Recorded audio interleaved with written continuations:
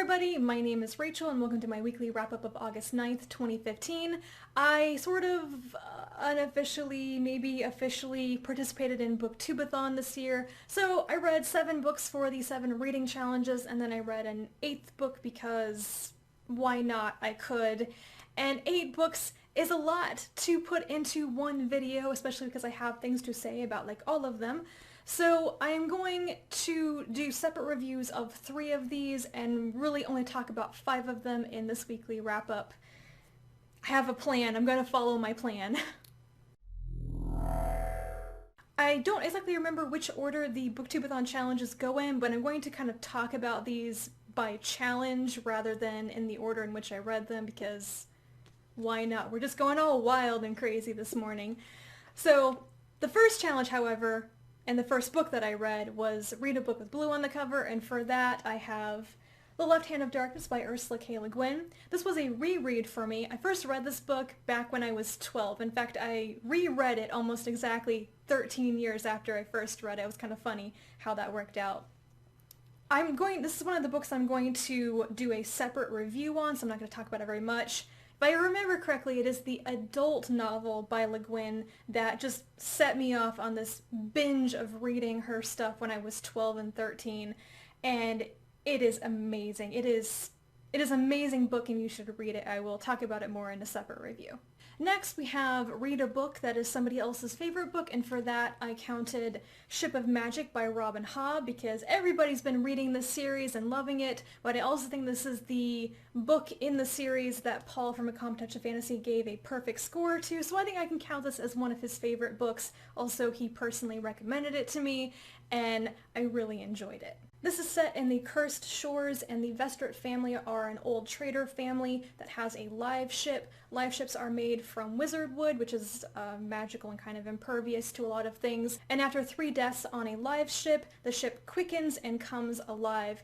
And Ephron Vestrit is the captain of the Vivacia, but he's been ill, and he's made his son-in-law the temporary captain of the Vivacia while he is recovering. Unfortunately, he dies, and instead of leaving the ship to his youngest daughter, Althea, he leaves it to his son-in-law, Kyle. Althea is furious about this, and the ship needs a blood member of the Vestrit family to be on it. She is bonded to the Vestrit family, but Kyle is a Haven, not a Vestrit. So Kyle yanks his oldest son, Wintro, out of the priesthood. He's been dedicated as a priest or acolyte of Saw, and Kyle breaks his vows, yanks him out of the monastery, and forces him to come on board Vivacia. Everybody is so miserable. Wintro is miserable because he is on Vivacia instead of in his monastery. Althea is miserable because she's not on board the Vivacia, and Kyle's making everybody's life terrible, and piracy and slavery are increasing in this world. Everyone's incredibly unhappy. It's a lot of setup, I think, for what's going to happen in later books as well, and it's been a long time since I have read a book where I've become so emotionally involved in characters' lives. Everyone is saying this is a very character-driven story, and I really understand why now.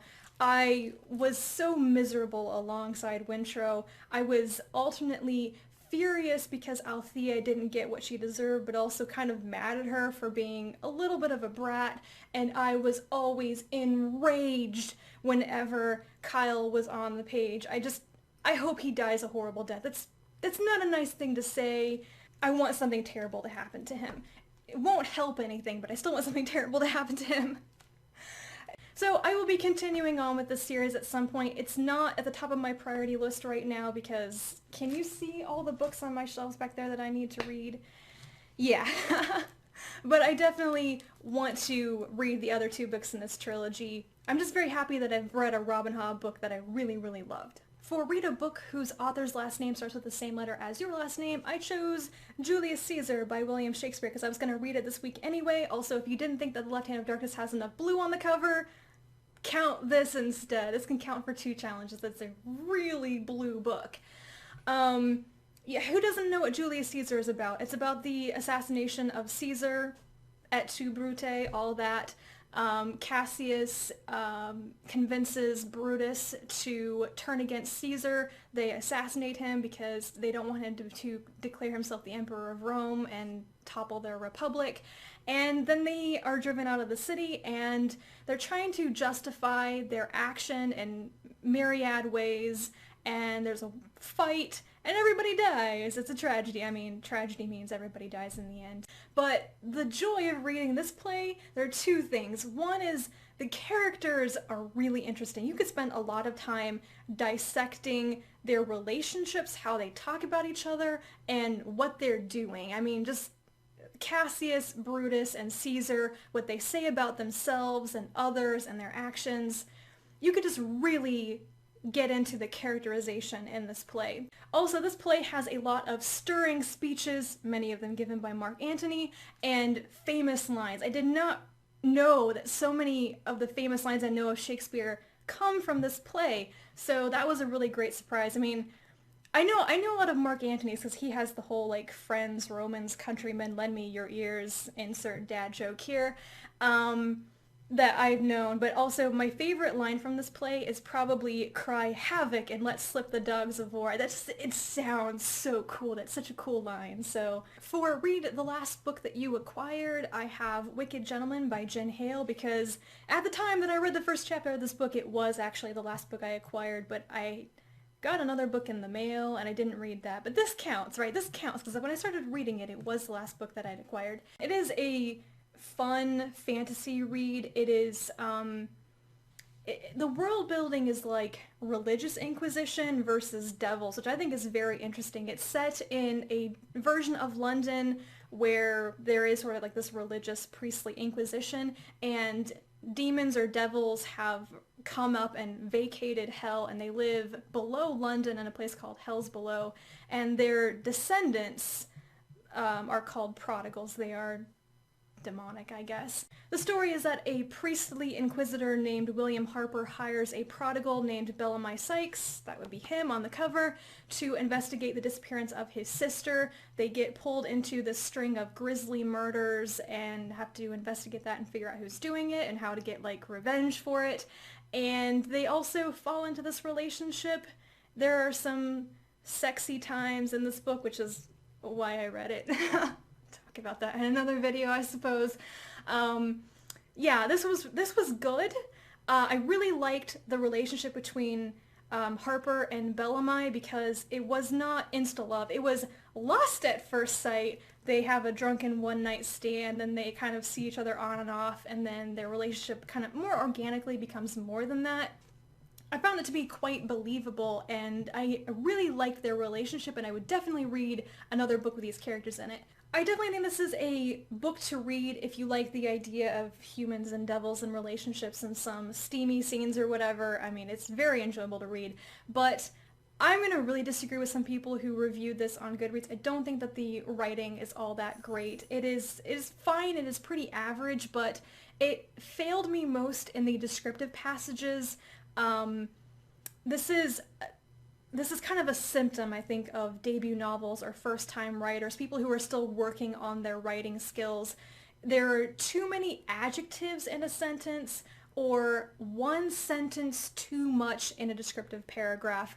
It's very much about learning that less is more sometimes, that you don't have to load down a sentence with descriptors, with the adjectives and adverbs. You can just let something stand on its own and it will evoke something for you. You don't have to modify it over and over and over again. So less is more, and that's something that I definitely thought this book could have had a bit more of in the descriptive passages, but the rest of it was good. And I have to say, I mean, if this is a debut novel, the relationship between the two characters was handled very well, and I think that is a testament to good writing in and of itself. For Read a Book Without Letting Go of It, I read Silently and Very Fast by Catherynne M. Valente. This is a science fiction novella that is available for free on Clarkesworld, so I will link it down below. This was already on my radar, but Maya from Meyer Reads included it in her Booktubeathon TBR. I bookmarked it, and then I woke up on Saturday morning and was like, I want to read something. So I just read the entire thing on my phone without letting go of it, and it was really great.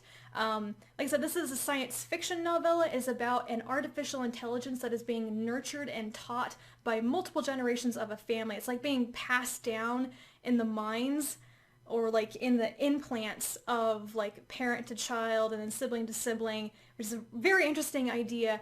And it is beautiful. It incorporates fairy tale retellings, like folk tale retellings, and there's a cameo from Turing in it, kind of.